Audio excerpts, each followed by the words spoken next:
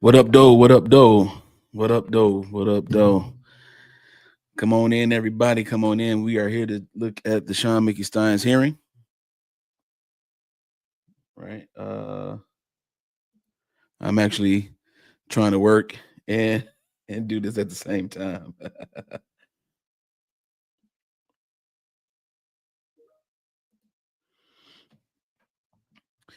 What's going on? What's going on? Can everybody hear me real quick? Let's see here. Dizzy came in early in the morning and said, I'll be back. Appreciate it. I appreciate it. Hillbilly Crime stepped in and said, hey, gave me some wavy hands and said I wanted to stop by and shout out. Hello. I appreciate it. I appreciate it so much. We are here to look at the Shawn Mickey Stines hearing. It is going on right now as we speak. I am going to go ahead and get it started. We want to look at the entrance of Mickey Stines. He is actually going to enter into the courtroom, and then we're going to get it started. We got a little bit of TiVo time. Come on, hit the like button as you come on in. Hit the like button as you come in so we can go ahead and get this party started with the hearing. The hearing is taking place at the Letcher County courtroom. All right. So this is actually going on right now in Letcher County, the very courtroom, the very building where Judge Kevin Mullins was shot 8 times by this gentleman, former Sheriff Mickey Stines. All right. So we want everybody to come on in real quick, hit the like button as you come in. We're gonna go ahead and get started. All right.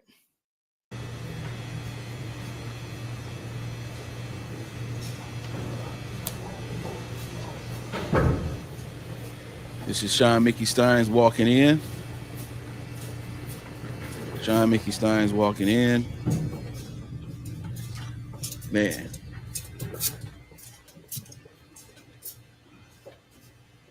Jeremy Bartley, that's the gentleman that's walking behind him. That is his lawyer. And I believe that's the lady in the purple. I believe that's his wife, Jeremy Bartley's wife.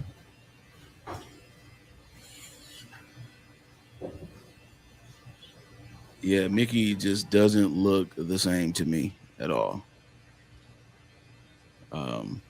Yeah.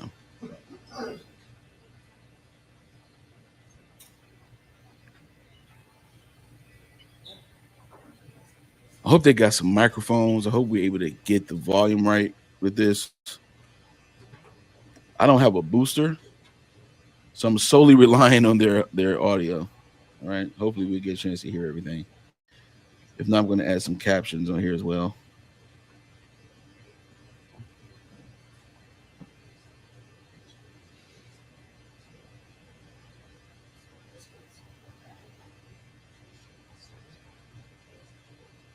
All right, they're going to get started soon.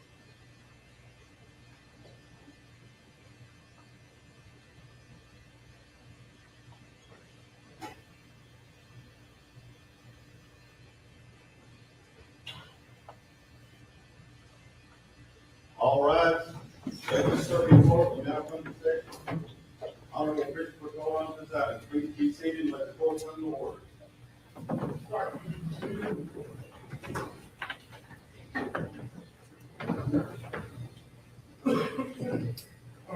We are on the record. Oh, wow. This is 24 CL 204. Honorable Kentucky versus Shawn Mickey Stines. My name is Chris Warren. I'm the special judge appointed in this matter. I will identify themselves and everybody counsel, please. Jackie still got call it. Ramsey Down on behalf of the common man. Governor Kerry Bartley on behalf of Shawn Mickey. Your Honor, Jeremy Bartley on behalf of the District Judge. All right, thank you. I see Mr. Stines is present. The court set this matter today for the status hearing to address a few matters. I think we're in such a position now where we will be able to set some upcoming court dates to get this matter proceeding forward.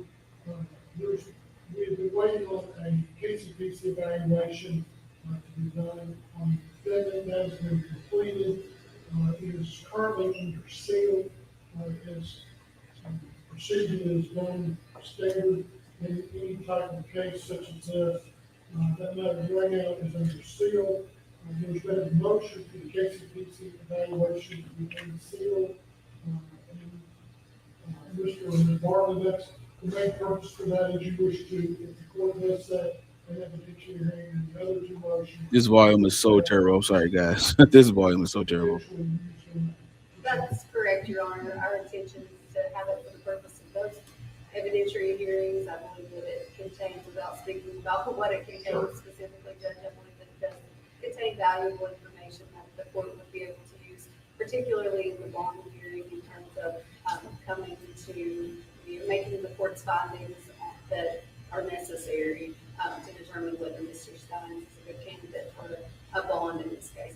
And so I think as it pertains to the motion to dismiss, Judge, there's also some information in there that will go directly to some of the testimony that was given at grand jury. All right. And Mr. Steele, how long, you don't have a problem response to that, in regards to that, yet? How long do you all have? Judge, you give us 10 days. I think we got it last week, so if you give us 10 days to respond to that motion. That's it. Thank you. All right. What I would like to do though is at least see how far we can get without addressing getting KCPC evaluation issue. And the fact so the court hasn't read that, so keeping that in mind, but we can address first the motion to dismiss the indictment. Okay, motion to dismiss. Your Honor, I will. Sure you will, that is very good, Your Honor. Your Honor, we filed a motion to dismiss on two grounds. Number one, under RCR 5.16, failure to provide or to have a transcript of the grand jury proceedings. Court knows RCR 5.16 requires that the testimony taken in front of the grand jury must in fact be recorded. Now, we kind of came upon that surreptitiously. We were listening to the grand jury tape, and there was a reference. Your Honor, I don't know if the court has made that grand jury. Can I speak to the content of the grand jury and decide for what I think? Yeah, and for purpose of record, the court has provided a transcript, a CD recording of that we use for. Thank you. So there's a reference to one of the grand jurors that said in our last meeting or in our previous meeting, and I'm paraphrasing. And so at that point, we weren't aware of the previous grand jury hearing. And so I inquired on they did respond to it. The response was basically, well, we met with them. The purpose was just to get a subpoena for medical records. And the judge anticipated a response. But I guess, number one, what's odd about that to me is that I've done thousands of grand juries, and if you want evidence brought to a grand jury, you usually subpoena it back to the hearing. I mean, there's no reason you don't have permission for the grand jury to subpoena. You send a subpoena, and you subpoena the custodian to the hearing. And then the second piece of that that concerns me is that even if we presume that is what was going on, and I don't know, there's no reporting, but if we presume that's what's going on, unless there was some sort of, telepathic thing going on, there had to be statements made to the grand jury that said, hey, this is this case, this is what we know. And I think the Commonwealth was making the distinction that, well, if you don't come in and raise your right hand and swear, it's not testimony. Well, actually, the distinction is sworn testimony and unsworn testimony. I'd submit to you that the only way that you're asking for a subpoena and you're basing that on some sort of probable cause or evidentiary standard that you want the grand jury to consider, which is the only thing that makes sense. You have to tell them something. They didn't walk into the grand jury room and say, just look at each other, and the grand jury says, hey, we'd like to have a record speak. Now, I will say this, I do agree with calling up their legal advice to the grand jury, and the grand jury deliberations do not have to be transcribed. But whatever was said to the grand jury, if you going to ask for or form their basis for asking for medical records, Judge, I think that should have been recorded, so we would have that available. And you know, and I think 5.6 requires it, and the remedy is that you will shall form a motion to dismiss. I can address the other area, Judge, or, okay. And the second area, Judge, I don't really think Kendra, I don't,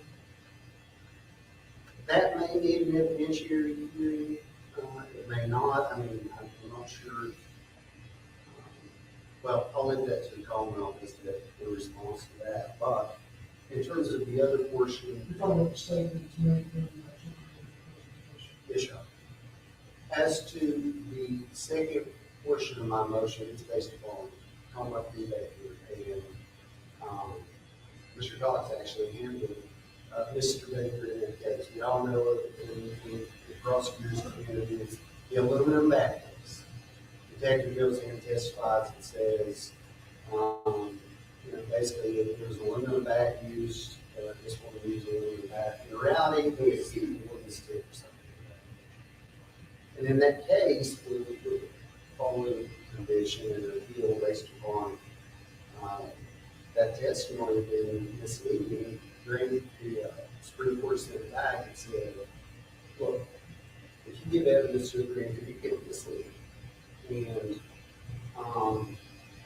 this, and you know, the bigger debate really seems to be after that. Is it this arises from prosecutorial misconduct, which should stand with prejudice, or is it not? And to me, that falls into the without you representing the grand jury. And so when I look at the grand jury transcript, Judge, again, without getting into the KCPC report, one of the really things that one of the big things that bothered me was the grand jurors. First of all, they spent nearly half the time asking questions, and a large portion of those questions concerned the mental health of Mr. Stines. And the last question before the grand jury retires from deliberation was, so he was in the same mind as far as the investigation is going, and the answer is yes. That's Detective Stanford testifying that. Now, first of all, probably not an appropriate thing for Mr. Stanford, Detective Stanford, to give an opinion on, but the rules of evidence, I get it. I mean, if there's an evidentiary issue, that's not what we're talking about. But here's the thing. If you're going to let a detective testify about sanity and render an opinion, that grand jury takes that to heart. He's seen all these facts. And I submit to you, without getting, I can't reference the report, but I'll say this. You're hard pressed to find much in the way of the investigation that would support the adverse. And so this is what I believe. I believe that had they not been told by a prosecutorial stamped witness, someone from the government, that he was sane, they wouldn't have died this case. Or at least they might not have died on murder. And so what I think, Judge, is that even if the court didn't find that this arises to the level for this issue dismissed with prejudice, which is what we would ask, at the very least, I think this thing should be remanded back. It's sent back to the grand jury and let them hear the correct evidence. If that statement be corrected, or at least take it out. I mean, I don't think they have to put on evidence that's exculpatory for us. And I don't think that it's a, you know, they can let somebody go behind what an expert would say even if it's a lay person. But if you do that, it can't be wrong. That's a pretty risky thing. And your investigation, it definitely didn't show anything the same. And there's other additional issues, Judge, and that's one of the things we want to have there. All right, so just to catch up to speed real quick. All right, so basically, what his defense is, what he's arguing, is the fact that during the grand jury meeting, there were some implications. There were some things said and some implications made based upon this particular grand jury meeting. This meeting that wasn't necessarily recorded in full. All right, so he has the transcripts.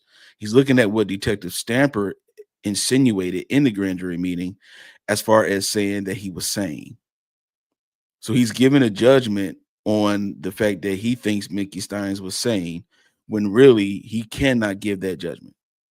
So that's one thing. And then another thing is the fact that there's something missing in one of the meetings as well. And the judge is saying, well, I have the full transcript of everything. And of course, the defense has it as well, but he's saying that there are some parts missing. The grand jury can ask some questions and things of that nature. So that's what he's arguing right now as far as the motion to dismiss the indictment. This is the reason why he's implicating that the indictment may be falsely documented, because of the fact that what Detective Stamper is trying to insinuate during this particular grand jury meeting. Okay. Hearing is to ask about all these statements and what the detective had in terms of the investigation. We want to put that on the report to show why we believe that was missing, in addition to anything else. And if you agree, you require that. Yeah, I mean, Judge, I think that in the non-Baker case, they said it was reckless. I mean, because basically, and I think it's, and I do think it's at least reckless. But I think we need to hear more about what Detective Stamper knew. What he knows now doesn't matter. I get that, it's irrelevant, right? But what he knew the day he testified is very relevant. And you know, I can think of one witness, an attorney, who specifically said, I think he's had a side problem. And so to say that your investigation so far is showing us in the same mind, yes, I think there's at least enough there, Judge, for let me put this up there and ask you. And then, Your Honor, there are additional items that I think are also of concern. There's a question. I cited those, Judge, and those are additional items. If the court doesn't want me to go about each instance, I'll just say that is the sort of thing that I think we need to know from Detective Stamper.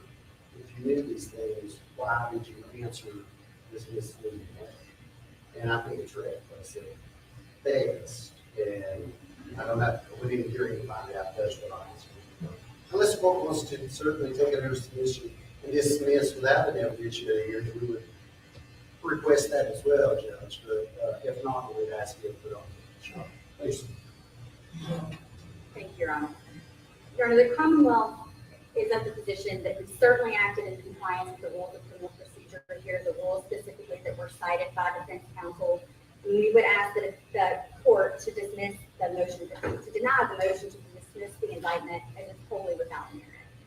Your Honor, here, counsel is correct in citing Rule 5.06 that we could have unilaterally issued a grand jury subpoena to obtain these mental health records. That is a power that the Commonwealth does have.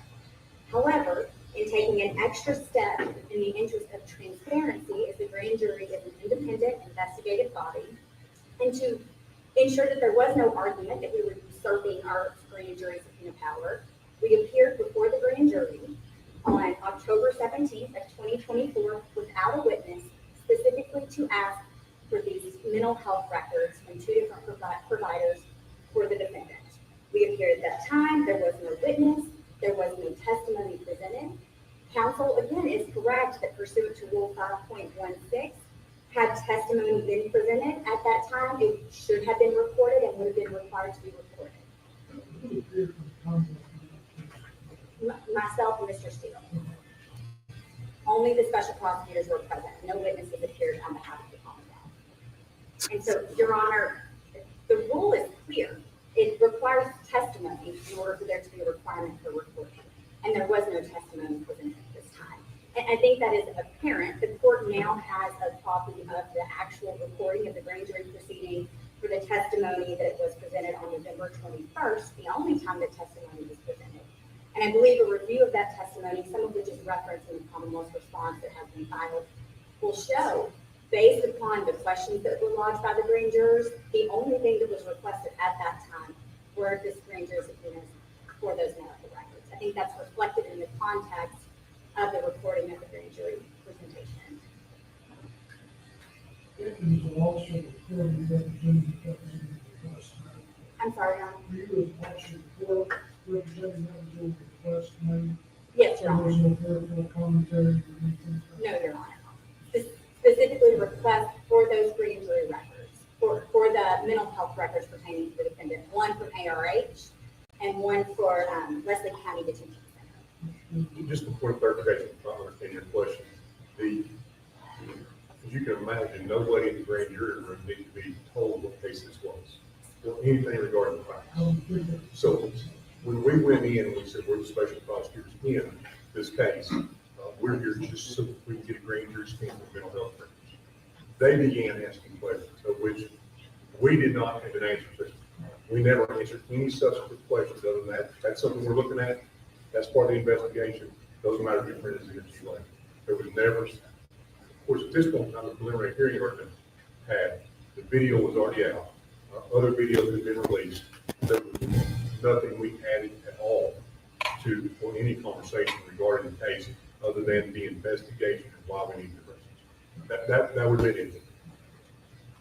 And Your Honor, additionally, we asked the grand jury to memorialize what was being requested and as far as the grand jury subpoenas in writing, which was authored by one of the members of the grand jury and signed off on by the foreperson. The verbiage of that is reflected in the response as well, but specifically which records they were requesting and authorizing via grand jury subpoenas. So those grand jury subpoenas were issued. The records were received. Those records were then promptly provided to counsel for the defendant on December 4th of 2024 in the very first discovery package. So in compliance with our discovery obligations, Your Honor. So the Commonwealth believes it's clear, based upon the rules of criminal procedure, that we acted in compliance with those rules.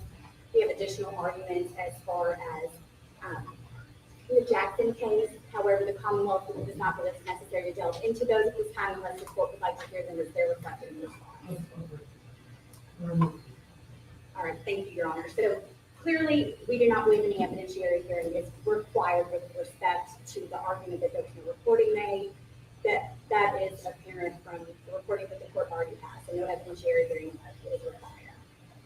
As far as the second argument, turning to the actual content of what transpired and what Detective Stanford testified to and the questions that were asked during his testimony to the grand jury in November.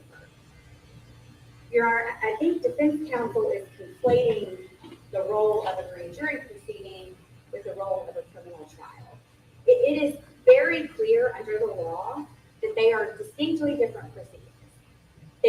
The grand jury is an investigative body. The Commonwealth has no obligation, as reflected in an abundance of case law, to come in, to present exculpatory evidence, and to attempt to mount a defense for the defendant. That is not the Commonwealth's obligation. Additionally, the rules of evidence, particularly Rule 1101, does not says that the rules of evidence do not apply to grand jury proceedings. So, hearsay, opinion testimony, the right to remain silent, all of those things are not required to be adhered to at a grand jury proceeding. If they were, our grand jury proceedings would be the same length as a criminal trial. It's not tenfold.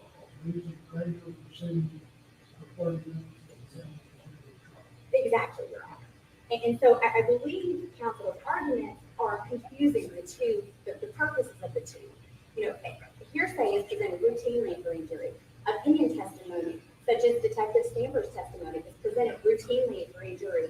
These are commonplace and they are permitted under the law. Absolutely, Your Honor. Certainly. And Your Honor, the Commonwealth is of the position that an evidentiary hearing is not required. Everything that transpires when testimony was presented to the grand jury in November is captured on that grand jury report. The Commonwealth cannot conceive of a reason to haul witnesses in to talk about what transpired because it's on that recording. And so we do not believe that evidentiary hearing is recorded. Or is required, sorry, Your Honor. So, Your Honor, again, the court has that grand jury recording. We would ask that it be filed under seal as it was a grand jury proceeding. And we would ask the court to deny the defendant's motion to dismiss the indictment in its entirety without any necessity of an evidentiary hearing. And we would rely on our pleadings submitted as well, Your Honor. Just briefly required. Yeah, so I mean, I have a question. I said it to the beginning, Judge. I understand we're talking about rules. The reason I cited to the issues where there were things that normally wouldn't come in is because there were instances throughout the grand jury when the witness was about to answer something the grand jury asked for and it was shut down. I was contrasting. Oh, I get that, Judge, but my point is this. If you put that into context with what they let testify, then I think ultimately, Judge, put on that evidence will show you that this grand jury was misled. I mean, the state alone, to be honest with you, the state alone, rendering opinion on standing is, in terms of, I get you don't have to be an expert, Judge, but if you say it, you be misleading. And then, so I'm not asking the court to look at whether things should be admissible or not. I'm not at all. My point is that the grand jury is an investigative body, and they don't get to dictate what they hear if the grand jury's asking for additional stuff. So in other words, if they ask a question and it's germane, I'm talking about relevance, but it's germane, it's their grand jury. It's not common jurisdiction. They're the investigative body. And so the reason I cited to the things that I thought should have came in is that it contrasts with other things that I think they asked and never got told because the questions were retained. And that's why we're asking for the. I should talk about 20,000 cases being presented for grand jury. Sure. I would listen to the recording. And Your Honor, if the Commonwealth may, thank you. I would like to make a distinction. The Baker case, we're talking about misleading to the extent of an aluminum back versus a wooden stick. I would think there's nothing even alleged in the pleading, even if you take everything in the pleading that's been said today by the defense as true, that would be tantamount or even close to that, Your Honor. You know, as far as the mental state of the defendant at the time of the offense, that wasn't even an issue at the juncture of grand jury. That hasn't been raised since by defense counsel. So, Your Honor, again, I don't believe that those arguments are well taken. We would ask that you deny their motion to dismiss in its entirety. All right, I'll give you more on that. One, if I need to hold on that picture here, if not, I will hopefully send after the fact, the city last night, place that under seal of conclusion of the hearing, and then take a copy of the name to review the court's. Yes, sure. All right, next we'll go to Bond. Yes, Your Honor. Again, Gary Wortley for Shawn Mickey Judge. And we filed our motion for the court to, it's been back quite a ways now that we filed that, but we did ask the court to kind of hold It's off. not a, I know that's particular things. I think pursuant to criminal rule 440, I believe it is, we're entitled to an evidentiary hearing. I think it's going to be necessary for us to bring witnesses. We have some witnesses lined up. And I think it would be necessary for the court to hear that evidence and make its findings on whether there are several factors by statute that the court has to consider when determining whether bond is appropriate. And there's an added level here, and I anticipate the Commonwealth will argue that Mr. Stines is not entitled to bond because of the way that this case is charged. Okay, so in that situation, Judge, they're going to have to put on proof. It's actually their burden to show the court if that is in fact what they argue, and I don't know, I'm just anticipating, but it is their burden if they're trying to preclude him from bond at all to put on proof that guilt is evident or the proof is essentially, there's great evidence of the proof, right? And so I can anticipate what those arguments are gonna be. I can anticipate all of that, Judge. But I think, given what we know, and again, without putting any of that on the record today, given what we know now, I think we'll have a heck of an argument on bond. What would be your proposed bond, in light of the circumstances? Absolutely, and given what his income is, given what he's able to post, and I think that's what the statute requires the court to look at, is what he could reasonably post. We would Public propose. safety is a factor also. Absolutely, there are several factors, Judge. I just think that in terms of what the amount would be, the court has to look at what he could reasonably post if he is in fact entitled to a bond. So our proposal, Judge, would be 50,000 cash or property with any non-financial conditions that the court would require of him. The court could set a host of non-financial conditions, Judge, as you well know. However, I think that given Mr. Stines, and again, without waiving any of our, Absolutely. any of our ability to put on proof, I would ask the court to take a look at the fact that he is, the lowest possible risk level that one human can be, in terms I'm of his gonna stop pretrial it for a service. second. Pretrial risk assessment, with all candor to all parties, Sure. is something that, as a prosecutor, now as a judge, I don't have the utmost faith in. I understand, Your Honor, but it is also something that the statutes require the Understood. court to take a look at. And there has to be some other evidence that the Commonwealth can put on, or some other evidence in front of the court that he would be a flight risk, that he would not return to court, that he would be a danger to himself and the community. And again, I think that's why it's important for us to be able to put on proof and to be able to put on some of the stuff that's in that case of peace report. I think that when we are able to show the court what's in there versus, all the other things, I just don't think there's anything to show that he's a flight risk. There's nothing to convince the court that he would be a danger to himself or others. And I understand why we're here, Judge, and I get that. But the courts have said consistently, and it's, I believe, the Abraham case, that you have to look at something other than the charge. I It has to be understand, something else, right? We can't just look at the charge defense. but that can be factored in. Absolutely. So, Judge, I think we're going to need This judge that about to deny testimony, everything. and we're going to need that report. I would ask the court, again, without waiving anything, I would ask the court to consider setting a bond. The court, of course, can do that at any time. And that would be our requested bond, 50,000 cash or property. If the court wants to hear just a little bit about what we would put on, again, Mr. Stines is a member of this community for his entire life, born and raised here. He has a great deal of family support through all of this, as the court can see. He has a wife and daughter that he can still go home to today. He was a member of law enforcement for basically his entire adult life, up until the point of his arrest. Is a respected member of law enforcement, a respected member of the community, and frankly, Judge, everything we've learned about him since then corroborates that. And I would have testimony to that. There's no evidence that he would be a flight risk. Nothing. He has no failure to appear on his record. He has no, property in the Bahamas that he can run off to. There's nothing. This is a man with a great respect for the law, and he's built his life around upholding the law and serving his community. Just there's nothing that I've seen, that anyone's seen. And frankly, what we put on our proof of the court will see, there's nothing to say that he would not return to court. There's nothing to say that he would commit another offense. There's nothing to say that everything in this pretrial services report, respectfully to the court, is not correct. That he's a low 0-0 risk, Judge, because this is a man who, again, there's, with all due respect to the court and to everything that, for the reason why we're here, the court does have to look at something other than the offense charged. I know it's a good one. I understand that, but this, you would have to admit, is a unique fact circumstance. Absolutely. This is not a whodunit.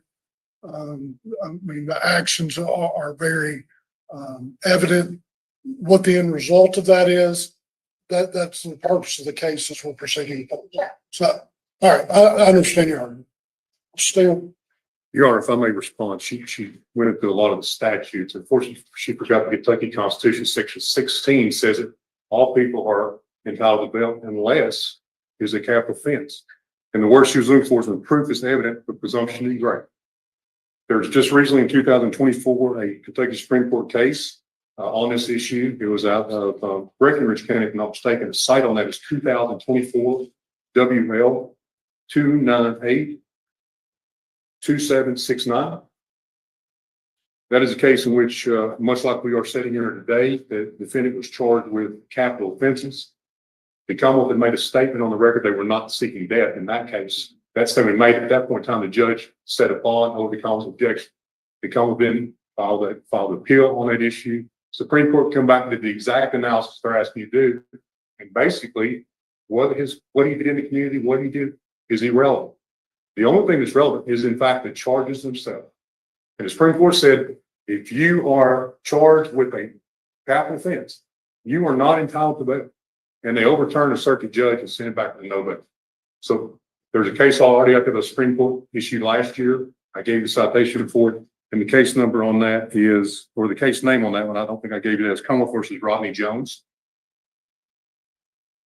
And Judge, there's enough in the record already. You can take judicial notice. That's why the Commonwealth introduced the video here at the preliminary hearing. It's very clear what happens in the preliminary hearing. They were counseled record at the time, so there's not an issue. They did cross-examination of that. The record is very clear. The video is very clear. And Mr. Stein, in fact, took the life of Mr. Mullins. So that's all that's required. Even under the case law, the Constitution, he is not entitled to bail. No, if I could briefly respond. I do have a piece of case law I can cite here, Judge. It's Burton v. Commonwealth. It is an older case. It's 212 Southwest 2nd, 2010. Judge does show that the court can take into consideration the mental state of the defendant when setting bond in a capital case. So if this case was basically where evidence introduced in a hearing on motion for bail showed defendant to not be guilty of murder, but only voluntary manslaughter, in the event that the jury did not find self-defense, the proof of guilt was not evident, nor the presumption, right? So I think the court can take that mens rea into consideration and that mental health evidence into consideration, which is again why we want to be able to introduce that. All right, thank you.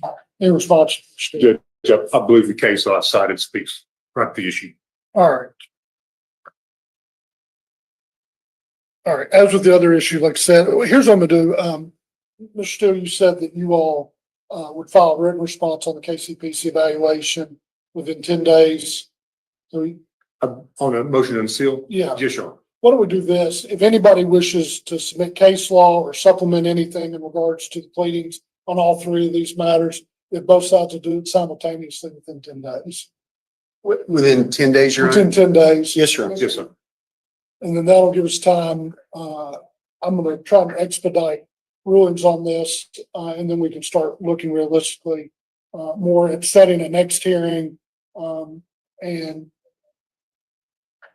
I think once we get these initial matters addressed, we can then start realistically looking at potential trial date Yes, sure. for all parties. So I have one thing, Judge, Sure. can we do 10 days from Monday, since today's kind of Yeah, shot next 10 week? days from, why don't we do this, 2 weeks from today? Yes, Your Honor. That work? Yes, Your Honor. Yes, sir. Or you want the weekend and add one more Monday? I'd Mostly your motions. rather under promise and over deliver, Your Honor. All right, why don't we do this?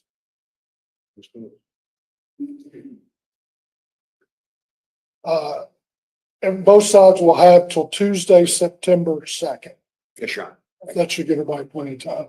Thank you, sir. All right, and then after I get those pleadings, I will notify the parties and we'll get a more realistic timeline on when we'll set the next hearing. Yes, All Your Honor. right, other than these three matters, I know we have one matter that we'll have to address ex parte that we'll talk about in just a minute. And for purposes of record, the Commonwealth, you've been given notice that they filed for an ex parte hearing in regards to funding. Yes, Your Honor. All right, and you're aware that the court will address that at the conclusion. Absolutely, Judge. And just to make the parties aware of the talk those in chambers, we are looking for an expert on this issue. And Sure. and there's plenty channels we have to go through depending on what those come back as for an expert also. So we made the council aware of that also. All right, thank you, Mr. Steele. Anything else we need to address today before we adjourn before the ex parte hearing? Nothing There you more go. to come.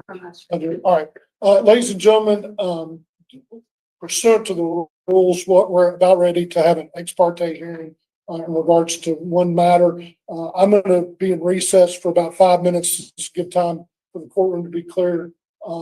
Obviously, defense counsel and the defendant will be able to remain for that part of the hearing. Yes, sir. Thank you, Your Honor. We'd like to. What's that? Yes, Your Honor. We wanted to talk to him for just a minute. Yeah, absolutely. Take care. All rise. Thank you.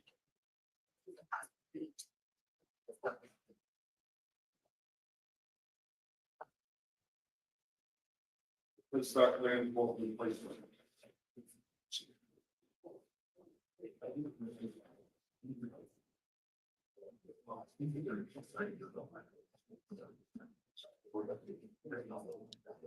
All right. So this is the hearing. I don't. I am not too confident that this judge is going to grant anything when it comes to Mickey Stines' motions. There go Mickey Stines right there. Let's move up a little bit and see what's going on here. So this is still live. So basically what the defense is arguing is about the grand jury meetings not being recorded properly. Detective Stamper, who is supposed to be the lead investigator, is mentioning things such as, oh, he was sane, he was in his right mind when I was with him, blah, blah, blah, whatever, when he did not have, in fact, any evidence of anything at that point. And then being able to say that in front of a grand jury is something that is not in, the defense's point of view, is something that is not appropriate, right? And so the prosecution is arguing, well, the only time that there was a grand jury meeting that did not get recorded, but the only time they need to be recorded is when they are a witness or they are given testimony in front of the grand jury. So if they're not given a testimony, Your Honor, then it's okay for us not to record grand jury meetings if there is no testimony being presented. But if there is testimony being presented, then we would go ahead and give a recording or actually record a transcript and also audio. This is the reason why the judge said I'm going to hear the audio files and things of that nature and then go from there. Now, the motion for bond, I don't even know why they even asked for this, but the motion for bond, I do believe that, and again, they put up the money as well as property. We do know that Mickey Stines own property. I think he owns like a cabin and some acres of like 20 acres of land or something like that. So he was going to put up money from that and also cash bond to be able to, bond out. The problem is that because this is a capital offense, this is you have unalived and a public official, that is a huge circumstance. That is a huge factor in why he would deny bond. However, defense make a great point. It's not a flight risk. He's not a risk to society. He's not a risk to the community. He doesn't have a history of doing anything like this. He has no record. Okay. He was the former sheriff.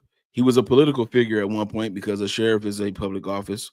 So he did run for certain things. He had sponsors. He had people to donate and contribute to his campaigns and all these types of things. And now that he has the shooting of Judge Mullins has taken place, now it changes things. It shifts things. It makes those things be very, very done away with, if you will, or disregarded. Like, we're not even going to regard the fact that that you're not a flight risk or that you're not a risk to the community, because guess what? It doesn't matter. You shot the district judge of Letcher County. And you did it in his chambers, and you did it on camera in broad daylight, which is the reason why I'm thinking to myself, like, premeditation normally happens with a little bit more structure, and nothing structured about what this gentleman was trying to do. All right. So I'm not sure. The rest of this is going to be an ex parte meeting between the defense and the judge for the funding portion of this particular hearing, which is something that I believe in the yesterday when we went live last night, we were able to discuss the fact that there was a request for ex parte meeting, and this is this is it right now, I believe. Uh, I'm pretty sure that I'm pretty sure they're not going to let us do that. So, um, this is what we have so far. All right, this is this is it. Again, this is a hearing motion. This is a motion for motion hearing. Excuse me. So no, I was thinking that maybe a trial date would have got set because they would have already put the dates in for when things are supposed to be turned in, so that way he can make judgments, so he can go ahead and just set the trial date and do it ahead of time, but didn't do it that way. So he wants to take it one by one, step by step, which I'm actually kind of cool that the judge is doing that. Because I want him to be able to take his time and really look at this case. Again, he's the special judge on this case, and I'm not sure what he's a district judge over 2 districts, 8th district judge over 2 counties, I'm sorry.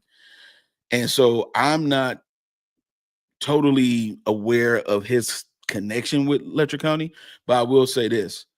Most judges, just like police officers, they all have a connect. They all have this solidarity that it can't be broken, you know.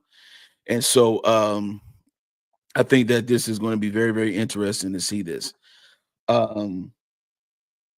Yeah, that's the motion hearing. That right now they're doing the ex parte.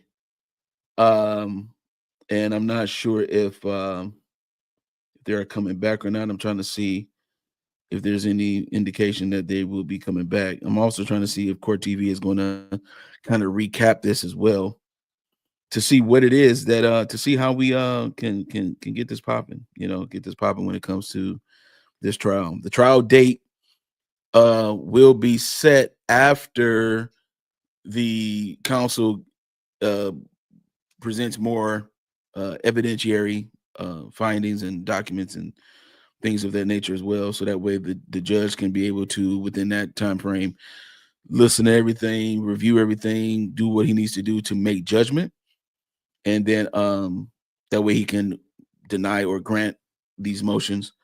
And then after that, there will be a trial date. He gave them until, what we do know is they have until September the 2nd, which is a Tuesday. They have until September the 2nd to turn in the things that they need to turn in to give the judge everything that he needs to be able to draw a judgment in an order of what he wants to do. The 10 days to me would have been a little bit better, you know, because we could have got a trial date that could have hit before like the holidays and stuff like that. Because we're getting into this couch season, holiday season, you're getting into all this kind of stuff. And I'm not sure how long this trial is going to be, because of the fact that Mickey Stines is having a hearing right now as we speak concerning his finances, basically, you know, just concerning his funding. And trials cost money, you know, things like it just does.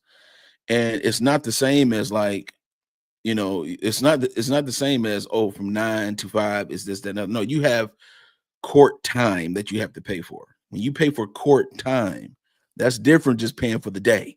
Okay, you're paying for court time. Court time, it works a little bit differently, you know. So, and then also you have to pay for documents, you have to pay for filings, you have to pay for motions and all this kind of stuff. So this is going to be for him, is going to be a bit expensive.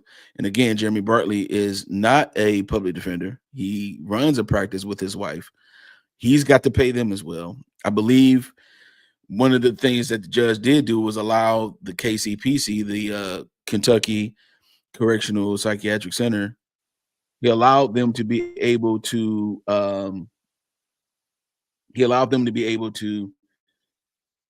go ahead and give the psych evaluation and things of that nature. So that way he could afford basically to do it. And that's what they did. So they want it unsealed and they want everything to be presented. So that way, when September 2nd comes, this is what the defense is going to be. This is what it is. And then we'll know whether these motions are going to be denied or granted. All right. But in the meantime, in between time, that is the actual hearing. It was not much that was a shocker. I mean, we already knew what they were filing, what the motion was. So the judge is going to give it more time for both sides to be able to get what they need to get done, and that's it, you know. All right, so I'm going to go ahead and drop off because I am still on my clock. I have tons of things that I need to do for the rest of the day. I have tons of things to do for work right now, so I'm going to go ahead and get that done. And in the meantime, in between time, you all take care of yourselves. I'm your boy Tay Biz, and I will see y'all a little bit later. We will definitely recap this in another video. All right, peace, much love.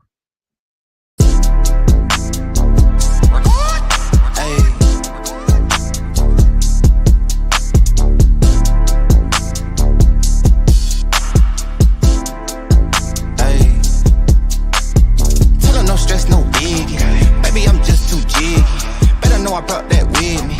Case they get too easy. Baby, don't stress, don't sweat it. Put it all on my daddy. Know how I'm coming. And they know what we had. Around through that left side, low end. All of mine need more wins. If you got beef, don't come out. Cause my young hitter might go in. Uptown GN. Working all through my weekend. Hoping these don't show out. Cause all of my hitters too deep in. With the boy, I'm so sane. Ain't worried about long as my money and my green. Baby, I ain't got work tomorrow. Tell me what the business is. Ain't about no club hop. I'm trying to start some businesses. Shorty, you thought it was, they better know it's not that. Talking all that online, they knowing that it's not fact. Sliding through my hood, I make maneuvers like a Uber, baby. Got a 10-year plan, these can't tell what they doing lately. And I'm way too clean, I'm Listerine, I thought they been knew it. All in my lungs, I got my red cup full of that Henny fluid. Young middle Mad Mac, I'm swinging that leg, I'm banging that do or die. And I ain't that bleedly before I get crucified. Living in my bloodline, this place in my family tree.